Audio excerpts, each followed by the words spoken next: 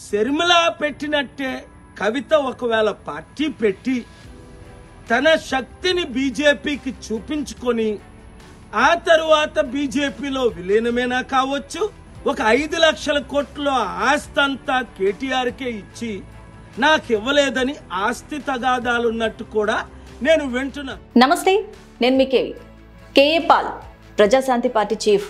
ఏ topic అయినా కూడా మాట్లాడేస్తారు, ఎవరినైనా విమర్శించి పడేస్తారు, ఎవరు అడిగినా అడగకపోయినా స్పందించేస్తూనే ఉంటారు.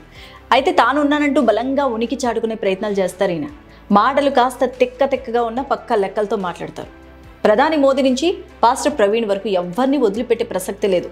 పవన్, జగన్, రేవంత్, కేసీఆర్ ఇలా ప్రతి ఒక్కరి గురించి, అన్ని పార్టీల గురించి ఏదో ఒకటి కెలిగేస్తూ ఉంటారు.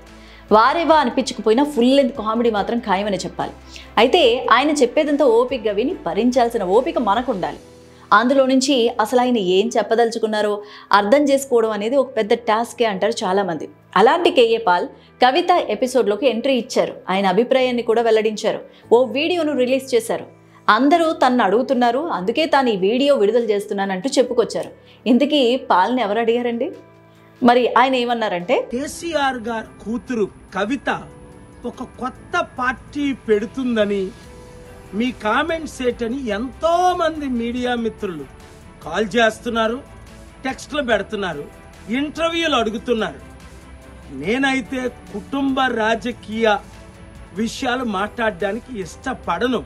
కానీ ప్రజాశాంతి పార్టీ అధ్యక్షుడిగా మీడియా మిత్రులకు గౌరవం ఇచ్చి నేను మాట్లాడాలి గనక మాట్లాడుతున్నాను.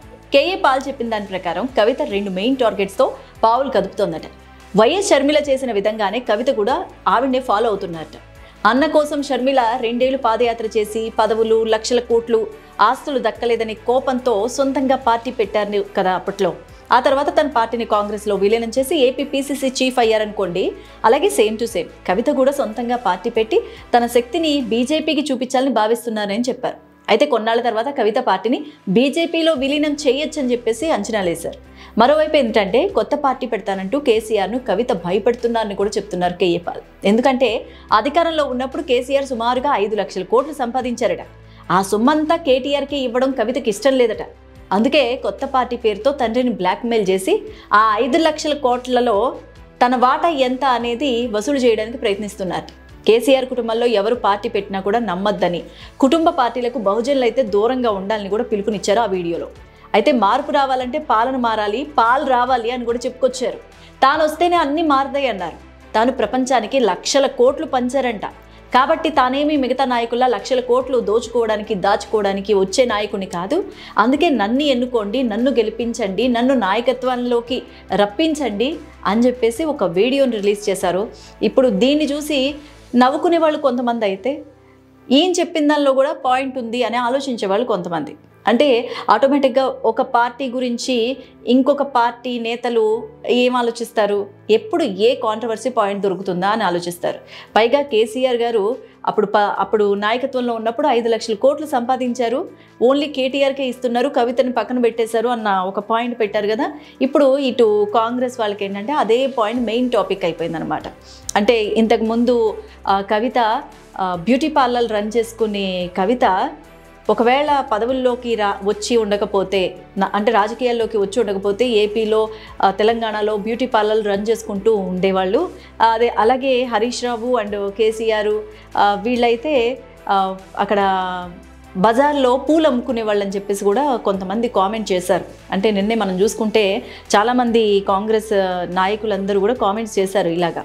అంటే వెంటనే అలాంటి వాళ్ళని, పూలు అమ్ముకునే వాళ్ళని, బ్యూటీ పార్లర్లు నడుపుకునే వాళ్ళని, అయితే ఇక్కడ వాళ్ళని అంటే ఆ ఫీల్డ్లో ఉన్న వాళ్ళని అవమానిస్తున్నట్టు కాదు, కానీ వాళ్ళ వృత్తి అలా ఉండేది, రాజకీయాలతో ఓ టర్న్ ఇలా తిరిగిపోయిందనమాట అని చెప్పేసి కూడా కాంగ్రెస్ నేతలు ఆరోపిస్తున్నారు. అయితే బీజేపీలోకి ఎంట్రీ ఇవ్వడానికి బీఆర్ఎస్ విపరీతంగా ప్రయత్నాలు చేస్తోందని చెప్పేసి ఒక టాపిక్ ఏదైతే ఉందో వాళ్ళే అడిగారు, అంటే బీఆర్ఎస్ వాళ్ళే అడిగారు, మేము రిజెక్ట్ చేసామని చెప్పేసి బీజేపీ నాయకులు అయితే చెప్తున్నారు. మొత్తానికి కవిత కూడా తన సొంత పార్టీ అని చెప్పేసి జనజాగృతి సొంత పార్టీని ఎంచుకొని తన బలమేంటో నిరూపించుకొని బీజేపీలోకి వెళ్ళడానికి ఒక, అంటే మిగతా అంతా ఒక రంగానికి ఓ రంగ ప్రవేశం చేయడానికి వెనకాల మొత్తం షార్ట్స్ అన్నీ రెడీ చేసుకుంటున్నారని చెప్పేసి మిగతా వాళ్ళు కామెంట్స్ చేస్తున్నారనమాట. మొత్తానికి ఎవరు ఏమన్నా కూడా తర్వాత జరగబోయేది ఏంటి, ఎంత ఫీడు మిగతా పార్టీలకు ఇస్తారు, ప్రజలకు ఇస్తారు. ప్రజలు ఇవన్నీ చూసి ఏంటంటే విసుగొచ్చేసింది. ఈ రాజకీయ నాయకులు ఏంటంటే అధికారంలో ఉన్నప్పుడు అవినీతులకు పాల్పడడం, వాళ్ళు అధికారంలోకి దిగిన తర్వాత మిగతా ఇంకొక పార్టీ వాళ్ళు టార్గెట్ చేయడం, ఇదంతా కామనే. ఇదంతా చూస్తూ మనం అలా చూస్తూ ఊరుకొని జస్ట్ వినాలి తప్పితే దాని గురించి మనం ఏమి కామెంట్స్ చేయకూడదు, అవసరం లేదు, కామెంట్స్ చేయాల్సిన అవసరం లేదని చెప్పి స్లైడ్ తీసుకుంటున్నారు. మరి మీరేమనుకుంటున్నారు? కేఏ పాల్ చేసిన కామెంట్స్లో నిజం ఎంత అనుకుంటున్నారు? కామెంట్ చేయండి.